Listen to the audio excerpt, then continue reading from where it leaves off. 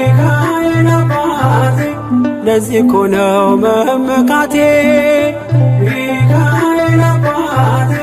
ጋሻ ክብሬ ነው ማለቴ ሚካኤል አባቴ ጎኔ ቆመ እንዳቆምከኝ ሚካኤል አባቴ እኔ ላለም ምስክር ነኝ ልጁ ነኝ የሚካኤል ልጁ በቤቱ ያደኩኝ በደጁ የልቤ ብዬ የምጠራው ሚካኤል ለኔ አባቴ ነው